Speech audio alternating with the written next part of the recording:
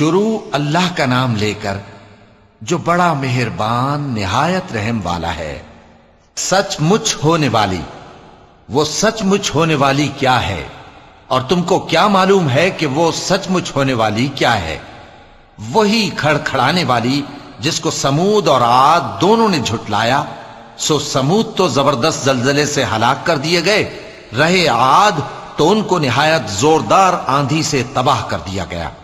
اللہ نے اس کو 7 رات اور 8 دن ان پر چلائے رکھا، تو اے مخاطب تو ان لوگوں کو اس میں اس طرح گرے ہوئے دیکھتا جیسے کھجوروں کے کھوکھلے تنے، پھر کیا تو ان میں سے کسی کو بھی باقی دیکھتا ہے؟ اور فرعون اور جو لوگ اس سے پہلے تھے اور وہ جو الٹی ہوئی بستیوں والے تھے سب گناہ کے کام کرتے تھے، سو انہوں نے اپنے پروردگار کے پیغمبر کی نافرمانی کی تو اللہ نے بھی ان کو بڑا سخت پکڑا۔ جب پانی طغیانی پر آیا تو ہم نے تم لوگوں کو کشتی میں سوار کر لیا تاکہ اس کو تمہارے لیے یادگار بنائیں اور یاد رکھنے والے کان اسے یاد رکھیں۔ پھر جب سور میں ایک بار پھونک مار دی جائے گی اور زمین اور پہاڑ دونوں اٹھا لیے جائیں گے، پھر ایک بار ہی توڑ پھوڑ کر برابر کر دیے جائیں گے، تو اس روز ہو پڑنے والی یعنی قیامت ہو پڑے گی، اور آسمان پھٹ جائے گا تو وہ اس دن کمزور ہوگا، اور فرشتے اس کے کناروں پر ہوں گے، اور تمہارے پروردگار کے عرش کو اس روز 8 فرشتے اپنے اوپر اٹھائے ہوں گے۔ اس روز تم لوگ سب پیش کیے جاؤ گے اس طرح کہ تمہاری کوئی پوشیدہ بات چھپی نہ رہے گی۔ اب جس کا اعمال نامہ اس کے داہنے ہاتھ میں دیا جائے گا وہ دوسروں سے کہے گا کہ لیجئے میرا نامہ اعمال پڑھیے، مجھے یقین تھا کہ مجھ کو میرا حساب کتاب ضرور ملے گا۔ پس وہ شخص من مانے عیش میں ہوگا، یعنی اونچے باغ میں جس کے میوے جھکے ہوئے ہوں گے۔ ان سے کہا جائے گا کہ جو اعمال تم ایام گزشتہ میں آگے بھیج چکے ہو ان کے عوض مزے سے کھاؤ اور پیو۔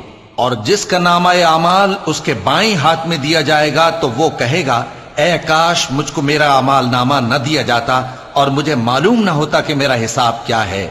اے کاش موت میرا کام تمام کر چکی ہوتی، آج میرا مال میرے کچھ بھی کام نہ آیا، مجھ سے میرا اقتدار جاتا رہا۔ حکم ہوگا کہ اسے پکڑ لو، اب اسے طوق پہنا دو، پھر دوزخ کی آگ میں اسے جھونک دو، پھر زنجیر سے جس کی لمبائی 70 گز ہے جکڑ دو۔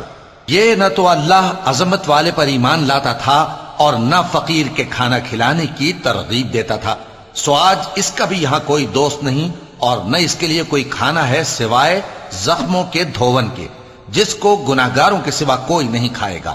سو میں ان چیزوں کی قسم کھاتا ہوں جو تم کو نظر آتی ہیں اور ان کی جو تمہیں نظر نہیں آتی، کہ یہ قرآن ایک معزز فرشتے کا پہنچایا ہوا کلام ہے، اور یہ کسی شاعر کا کلام نہیں، مگر تم لوگ بہت ہی کم ایمان لاتے ہو، اور نہ کسی کاہن کا قول ہے، لیکن تم لوگ بہت ہی کم غور و فکر کرتے ہو۔ یہ رب العالمین کا اتارا ہوا ہے، اور اگر یہ پیغمبر ہماری نسبت کوئی بات جھوٹ بنا لاتے تو ہم ان کا داہنا ہاتھ پکڑ لیتے، پھر ان کی رگے گردن کاٹ ڈالتے، پھر تم میں سے کوئی ہمیں اس سے روکنے والا نہ ہوتا۔